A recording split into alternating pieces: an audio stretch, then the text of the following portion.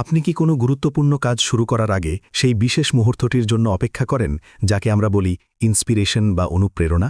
আপনি কি ভাবেন যেদিন আপনার মুড ভালো থাকবে শুধুমাত্র সেদিনই আপনি সেরা কাজটা করতে পারবেন? যদি আপনার উত্তর হ্যাঁ হয়, তবে আজকের ভিডিওটি আপনার জীবন ও কাজের ধরন দুটোই বদলে দিতে পারে। আজ আমরা জানব ম্যাসেন কারির লেখা বেস্ট সেলিং বই ডেইলি রিচুয়ালস সম্পর্কে।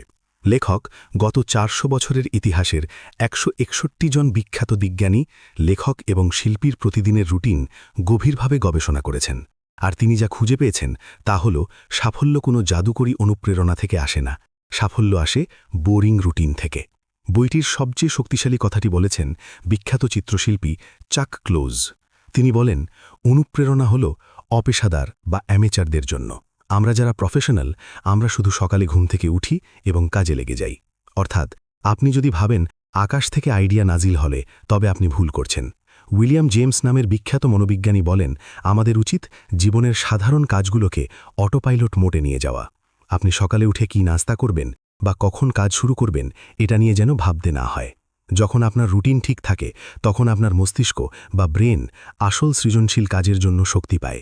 বইটি থেকে আমরা শিখি, সফল হওয়ার জন্য সারাদিন গাধার মতো খাটার প্রয়োজন নেই, দরকার শুধু কনসিস্টেন্সি বা ধারাবাহিকতা। এর সেরা উদাহরণ হলেন ব্রিটিশ লেখক অ্যান্থনি ট্রলোপি। তিনি ছিলেন একজন ব্যস্ত সরকারি চাকুরিজীবী, পোস্ট অফিসে ফুল টাইম কাজ করতেন, কিন্তু এর মধ্যেই তিনি 47টি বড় উপন্যাস লিখেছিলেন। কিভাবে সম্ভব? তার নিয়ম ছিল খুব সাধারণ কিন্তু কঠোর। তিনি প্রতিদিন সকাল 5:30 ঘুম থেকে উঠতেন। তার সামনে থাকত একটি ঘড়ি। তিনি নিজেকে আদেশ দিয়েছিলেন প্রতি 15 মিনিটে তাকে 250 শব্দ লিখতেই হবে। এভাবে তিনি প্রতিদিন অফিসে যাওয়ার আগে মাত্র 3 ঘন্টা লিখতেন। সবচেয়ে অবাক করা বিষয় কি জানেন? যদি তার নির্ধারিত 3 ঘন্টার মধ্যে কোনো উপন্যাস শেষ হয়ে যেত, তবে তিনি 5 মিনিটও বিশ্রাম নিতেন না। টেবিল থেকে নতুন কাগজ নিতেন এবং সাথে সাথেই পরবর্তী বই লেখা শুরু করতেন। তিনি প্রমাণ করেছেন, মুড বা অনুপ্রেরণা নয়, ঘড়ি ধরে কাজ করলেই ইতিহাস গড়া সম্ভব। এখন প্রশ্ন হল, কাজ করার জন্য কি পাগলাটে কোনো অভ্যাসের দরকার? বইটি পড়লে দেখবেন জিনিয়াসদের অভ্যাসগুলো ছিল রীতিমতো অদ্ভুত। যেমন ধরুন বিখ্যাত সঙ্গীতশিল্পী লুডভিগ ফ্যান বেথোভেনের কথা। তিনি প্রতিদিন সকালে নিজের কফি নিজে বানাতেন, আর কফি বানানোর সময় তিনি ঠিক 60টি কফি বিন গুনে নিতেন। একটা কমও নয়, একটা বেশিও নয়। তিনি মনে করতেন এই পারফেক্ট ডোজই তাকে সেরা সুর তৈরি করতে সাহায্য করবে। জার্মান কবি ফ্রেডরিক শিলারের অভ্যেস ছিল আরও অদ্ভুত। তিনি কাজ করার সময় তার টেবিলের ড্রয়ারে পচা আপেল রেখে দিতেন। শিলার বলতেন, ওই পচা আপেলের গন্ধ তাকে লেখার অনুপ্রেরণা যোগায়। তার স্ত্রী একবার সেই পচা আপেল ফেলে দিয়েছিলেন, আর সেদিন শিলার কোনো কাজই করতে পারেননি। আবার রাশিয়ান সঙ্গীতশিল্পী ইগর স্ট্র্যাভিন্সকি যখনই কাজের মধ্যে আটকে যেতেন, তিনি সাথে সাথে শীর্ষাসন করতেন। তিনি বিশ্বাস করতেন, উল্টো হয়ে দাঁড়ালে মস্তিষ্কে রক্ত সঞ্চালন বাড়ে এবং নতুন আইডিয়া আসে। আমরা অনেকেই ভাবি সারাদিন ডেস্কে বসে থাকলেই বুঝি বেশি কাজ হয়, কিন্তু এই বইটি আমাদের শেখায় বিশ্রাম বা হাঁটাও কাজেরই একটা অংশ। বিখ্যাত ঔপন্যাসিক চার্লস ডিকেন্সের রুটিন ছিল খুব কড়া। তিনি সকাল 9টা থেকে দুপুর 2টা পর্যন্ত টানা লিখতেন। এরপর কি হতো? এরপর তিনি টেবিল ছেড়ে উঠে যেতেন এবং টানা 3 ঘন্টা দ্রুত গতিতে হাঁটতেন। তিনি লন্ডন শহরের অলিগলি বা গ্রামের রাস্তায় হাঁটতেন আর নিজের গল্পের চরিত্রদের নিয়ে ভাবতেন। তিনি বলতেন, আমি যদি না হাঁটতাম তবে আমি ফেটে যেতাম। অর্থাৎ হাঁটার সময় তার মস্তিষ্কের জট খুলে যেত। সুরকার পিওতর ইলিচ চাইকোভস্কিও একই কাজ করতেন।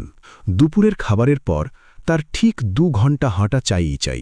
তিনি কুসংস্কারে বিশ্বাস করতেন যে যদি 2 ঘন্টার চেয়ে 5 মিনিটও কম হাঁটেন, তবে তিনি অসুস্থ হয়ে পড়বেন। এর মানে হল, আপনি যখন টেবিল ছেড়ে উঠে হাঁটেন বা বিশ্রাম নেন, আপনার সাবকনশাস মাইন্ড বা অবচেতন মন তখনও কাজ করতে থাকে। সবশেষে ম্যাসেন কারির এই বইটি থেকে আমরা আসল শিক্ষাটা কি পেলাম? 161 জন সফল মানুষের রুটিন বিশ্লেষণ করে দেখা গেছে, সবার রুটিন আলাদা। কেউ ভোরে ওঠেন, কেউ দুপুরে, কেউ কফি ছাড়া চলতেই পারেন না, আবার কেউ সম্পূর্ণ মাদক বিরোধী।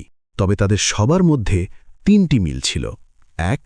তারা অনুপ্রেরণার জন্য বসে থাকতেন না, প্রতিদিন নির্দিষ্ট সময় কাজ শুরু করতেন। 2. তারা জানতেন কখন থামতে হবে এবং বিশ্রাম নিতে হবে। এবং 3.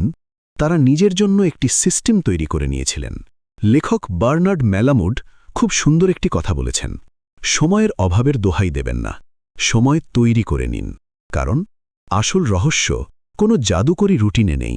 আসল রহস্য হল আপনি আসলে নিজেকে কতটা ডিসিপ্লিন রাখতে পারেন। আপনার ক্রিয়েটিভ রুটিন কেমন?